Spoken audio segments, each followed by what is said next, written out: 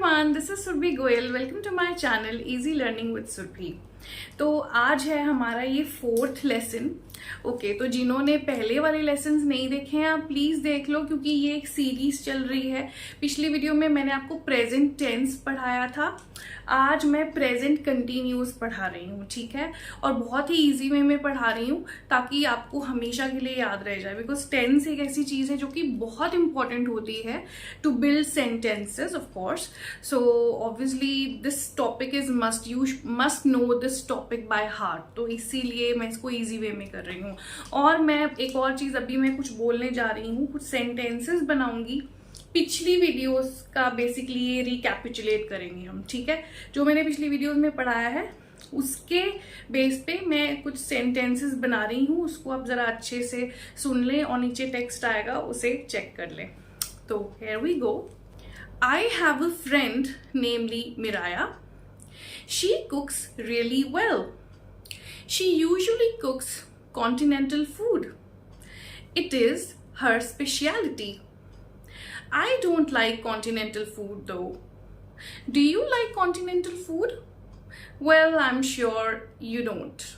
Okay guys, so this was a very small tiny paragraph जो मैंने पिछले lessons में जो पढ़ाया है उसको सबको मिला के एक हमने रेसिपी जो भी थी मैंने पका कर दे दी आपको. तो हम शुरू कर रहे हैं present continuous tense. Okay, continuous का मतलब समझते हैं, कंटिन्यू हो रहा है. ठीक है, तो इसको अगर हम सिंपल शब्दों में समझें तो क्या है, the action in progress. Action जो चल रहा है.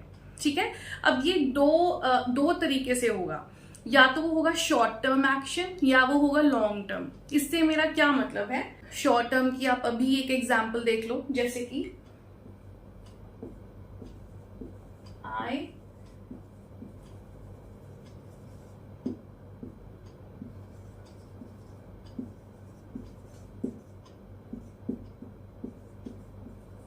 I am teaching you right now. मैं अभी आपको पढ़ा रही हूँ. I hope my handwriting is clear to you. Well, I'm sure I have a good handwriting. Okay, I am teaching you right now. मैं अभी आपको पढ़ा रही हूँ और आप क्या कर रहे हो? You are listening.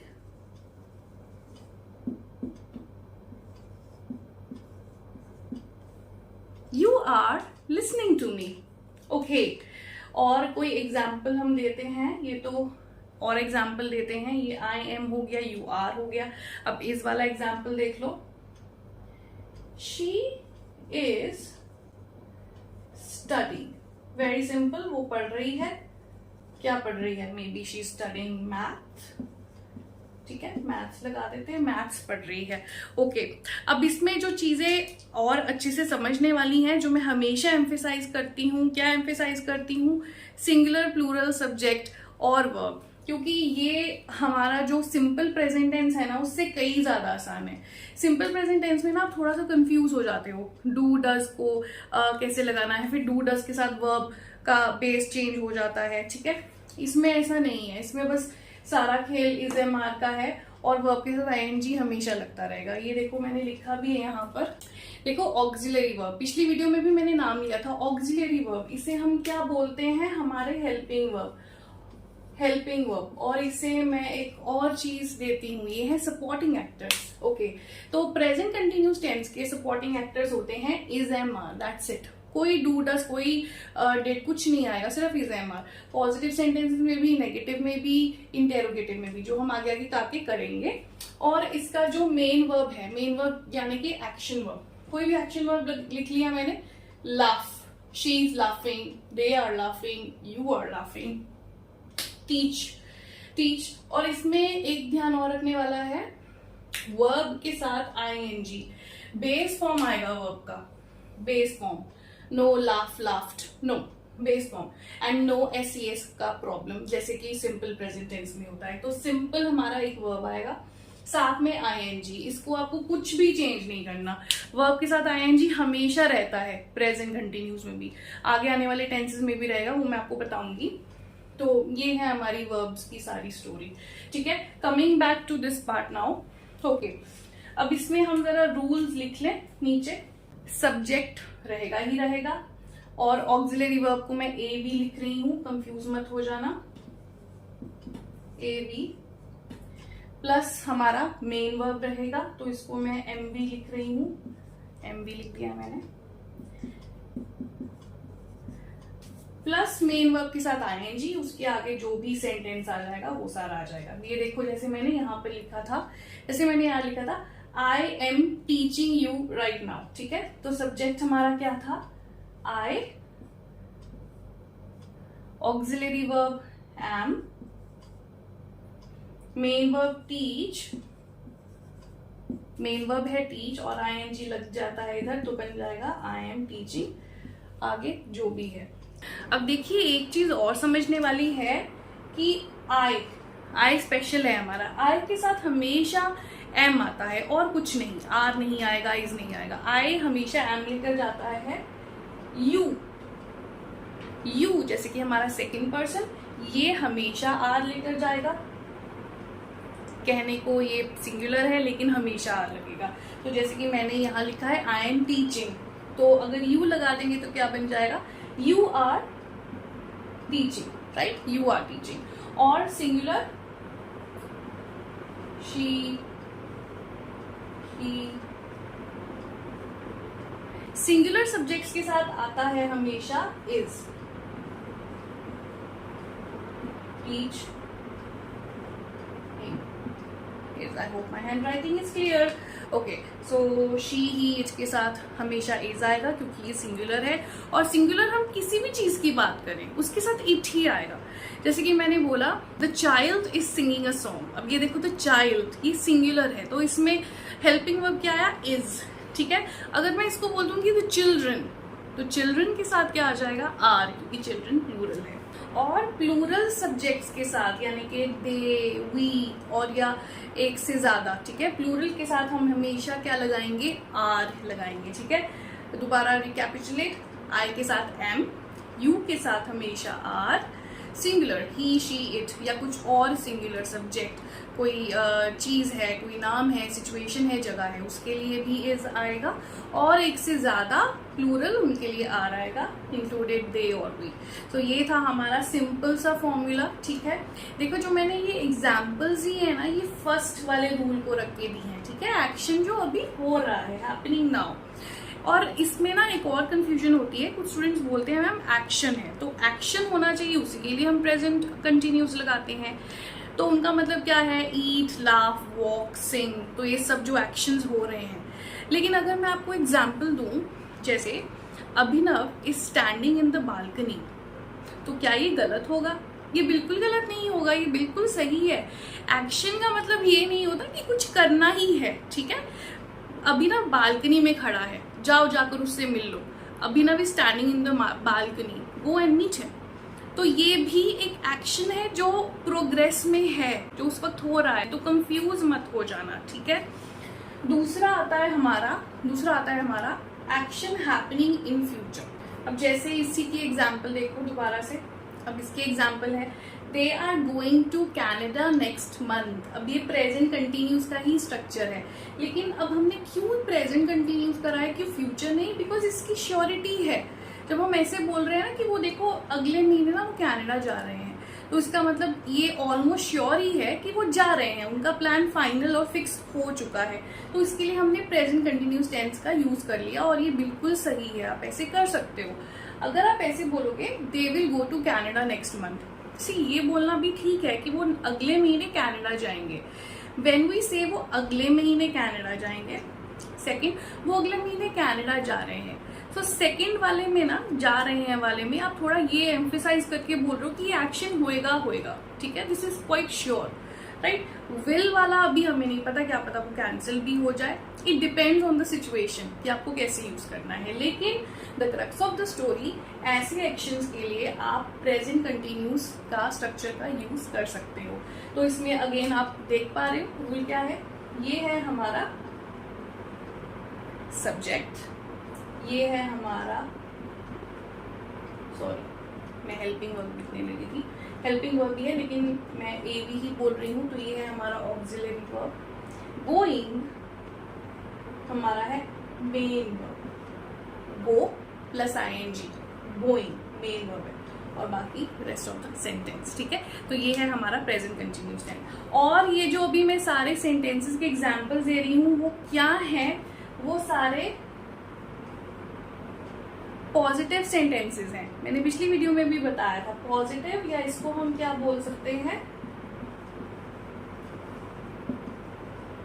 पॉजिटिव के अलावा हम इसे बोलते हैं अफर्मेटिव सेंटेंसेस। ठीक है, पॉजिटिव जिसमें नॉट नहीं लगता। तो चलिए अब एग्जांपल्स देखते हैं प्रेजेंट कंटिन्यूस टेंस पे, और ये सारी पॉजिटिव सेंटेंसेस हैं। ठीक है, let's start with the first one. They are sitting in the living room. Now this is the current situation. वो भी कहाँ बैठे हैं, वो भी लिविंग रूम में बैठे हैं। He is watching a series. Okay, it can be a web series, I have it written web. He is watching a series, वो एक सीरीज देख रहा है। ठीक है, अगर मैं यहाँ पर लगा दूं ही इज वॉचिंग अ सीरीज,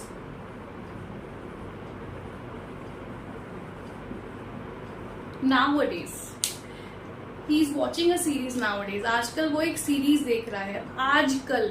ठीक है, अब इसका मतलब ये नहीं है कि वो एक्शन अभी के अभी हो रहा है, कि अभी भी वो सीरीज ही देख रहा है। क्या पता अभी वो सीरीज नहीं देख रहा, क्या पता वो भी खेल रहा है या पढ़ रहा है। मैं क्या बोल रही हूँ कि आजकल ना वो एक सीरीज देख रहा है, तो उसको कुछ बड़ा इंटरेस्ट आया है इस सीरीज में, उसको बड़ा मजा आ रहा है देख के, तो ही इज एंजॉयिंग दैट। सो इसलिए मैंने ये बोल दिया। Now this is a long action, okay, not a action जो अभी आप देख रहे हो, ये दूसरा एक्शन है। अगर मैं सिर्फ लिख देती ही इज वॉचिंग अ सीरीज, अब इससे मेरा मतलब ये हो रहा है कि वो अभी right now what is he doing, he is watching a series and he is staying in the living room. ठीक है, तो आई होप ये डिफरेंस आपको समझ आ गया है। Okay, moving to next example. It is raining now. अभी बारिश हो रही है। इट हम कब यूज करते हैं, इट किसी एक्शन के लिए, जैसे एक्शन क्या हो रहा है, रेनिंग हो रही है, बारिश हो रही है। ठीक है, या कोई सिचुएशन है, जैसे कि मैं बोल रही हूँ it is getting really hectic nowadays, I get really tired. आजकल ना बहुत ज्यादा बिजी हो रहा है। हेक्टिक मतलब मेरा स्केड्यूल बहुत बिजी हो रहा है, टाइम ही नहीं मिल रहा है। ठीक है, तो इस तरीके के एग्जाम्पल्स के लिए हम इट लगाते हैं। Next, I am going to the doctor right away. मैं अभी के अभी डॉक्टर के पास जा रही हूँ। The company is doing well these days, मतलब कंपनी आजकल बहुत अच्छा कर रही है, अच्छा में भी ग्रो कर रही है, अच्छे पैसे कमा रही है, तो उसके लिए मैंने लिख दिया the company is doing really well these days. My family is planning a trip to New York. अब ये फ्यूचर एक्शन है। ठीक है, मतलब होगा, अभी न्यूयॉर्क के लिए वो अभी से प्लान कर रहे हैं, तो वो बहुत जल्दी जाने वाले हैं। सो उसके लिए हमने भी तब भी हमने प्रेजेंट कंटिन्यूस का स्ट्रक्चर लगा दिया। My friend is working for Infosys.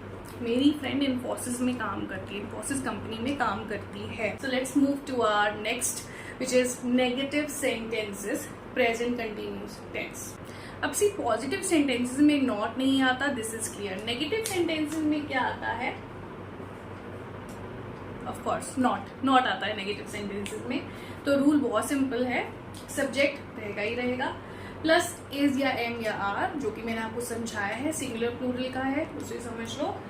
और नॉट आता है, यानी कि इज एम आर के बाद नॉट आएगा, ना कि वर्ब प्लस नॉट। अभी हम देखते हैं एग्जाम्पल्स। नॉट के बाद आता है वर्ब, एक्शन वर्ब हमारा, प्लस आईएनजी। अब जैसे एग्जाम्पल्स यहाँ पे हैं, ये रही एग्जाम्पल्स।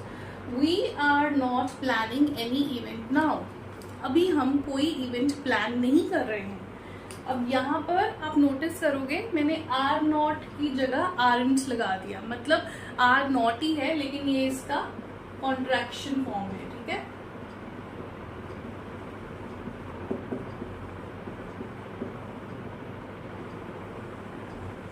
तो this is basically contraction of are not, it becomes aren't.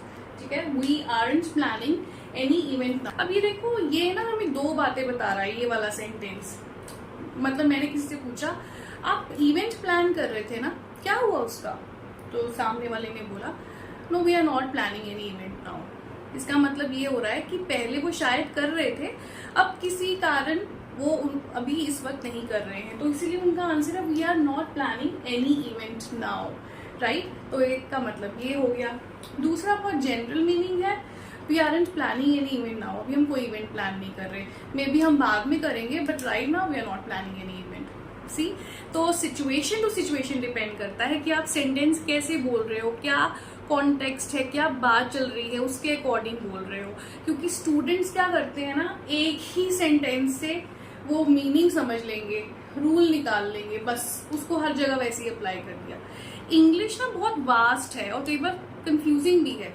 हर जगह पे आप एक सेंटेंस बोल रहे हो पर उसके मतलब कई होते हैं, ठीक है। जैसे कि अभी मैंने एक आपको समझा दिया, तो हमेशा आप एक देखें कि क्या कॉन्वर्सेशन चल रहा है, उसके अकॉर्डिंग अपने सेंटेंसेस लगाएं। ये जो माइन्यूट बातें होती है ना, आप हर बार वीडियो से नहीं समझ पाते हो, इसीलिए मैं ये समझा रही हूँ थोड़ा डिटेल में, ठीक है। कि कॉन्टेक्स्ट देखो, सिचुएशन देखो, कॉन्वर्सेशन देखो क्या चल रही है, उसके अकॉर्डिंग ही आपकी बात वैसे समझी जाएगी, राइट। ओके, सेकेंड सेंटेंस पे आते हैं। I am not feeling well, मेरी तबीयत ठीक नहीं है, मैं ठीक फील नहीं कर रही हूँ। अब क्योंकि मैंने इसका जो ट्रांसलेशन किया ना, मेरी तबीयत ठीक नहीं है, लेकिन आ तो कंटिन्यूस में रहा है, आई एम नॉट फीलिंग, तबीयत ठीक फील नहीं हो रही है मेरी। तो ये चीज भी मैं समझा दूं, बहुत लोग कंफ्यूज हो जाते हैं। See, word to word translate मत करो कभी भी। I have seen some teachers, okay, no offense to such teachers हमेशा कोशिश करते हैं कि वो अपना बेस्ट से बेस्ट ही पढ़ाएं, लेकिन क्या होता है ना, वर्ड टू वर्ड ट्रांसलेट करना बताते हैं वो स्टूडेंट्स को, स्पेशली बिगिनर्स, प्री बिगिनर्स मैं बोलूंगी। ट्रांसलेशन मेथड यूज करते हैं और वर्ड बाय वर्ड ट्रांसलेट करते हैं, वो पॉसिबल नहीं होता, ऐसा नहीं होता लैंग्वेज में। उसके पीछे का मीनिंग क्लियर होना चाहिए, ठीक है। जैसे मैं बोलूं कि मैंने ना पहले एक गलत डिसीजन ले लिया, ये मैंने ऐसे हिंदी में बोला, और कोई कॉन्वर्सेशन ऐसा चल रहा है तो उसमें मैंने ये बोल दिया, I took a bad decision, second, I made a mistake. उस सिचुएशन में अगर मैं बोल रही हूँ ना आई मेड अ मिस्टेक, तो उसका मतलब भी वही हो रहा होगा कि मैंने बैड डिसीजन लिया, क्योंकि कॉन्वर्सेशन ऐसा चल रहा था, ठीक है। तो सेंटेंसेस के अकॉर्डिंग मत जाओ, एक पैराग्राफ देखो क्या बात चल रही है, राइट। मैं बहुत एम्फेसाइज कर रही हूँ, आई नो, लेकिन मेरा अभी जो सीरीज शुरू करने का ही मकसद है कि आप हर चीज समझ सको। Moving on to our next sentence, she isn't going to her friend's house, वो अपने दोस्त के घर नहीं जा रही है। अब यहाँ देखो, इज नॉट को भी कॉन्ट्रैक्ट करके मैंने क्या बना दिया, इजंट। स्पोकन इंग्लिश में ऐसे ही बोलते हैं, ठीक है। Is not, am not, are not लगाने की जरूरत नहीं है, उसे कॉन्ट्रैक्ट कर देते हैं। You are not meeting him on this weekend, इस वीकेंड पे मतलब इस सैटरडे संडे आप उनसे नहीं मिल रहे हो, ठीक है। तो यहाँ पे मैंने आर नॉट लगाया है, but I am sure you know कि अब आर नॉट क्या बन जाएगा, aren't. Yes, the gardener is not watering the plants, माली पौधों को पानी नहीं दे रहा है। अब क्योंकि सिंगुलर है तो मैंने इज लगाया। अगर मैं इसमें गार्डनर में अभी लगा दिया, जैसे मैंने एस, गार्डनर्स बन गया, तो ये क्या बन जाएगा, आर, ठीक है। ये है हमारा सारा सिंगुलर प्लूरल का खेल। Okay guys, now moving on to our next type, interrogative sentences, जिसे हम क्वेश्चन सेंटेंसेस भी बोलते हैं, इसलिए मैंने यहाँ पे क्वेश्चन मार्क डाला है। तो क्वेश्चन सेंटेंस में, जैसे कि मैंने पिछली वीडियो में भी समझाया था, ऑक्सिलरी वर्ब हमेशा पहले आता है। ऑक्सिलरी वर्ब या हेल्पिंग वर्ब हमेशा पहले आएगा, फिर आएगा हमारा सब्जेक्ट, फिर आएगा हमारा मेन वर्ब आईएनजी। जैसे कि is she teaching you, is she teaching you.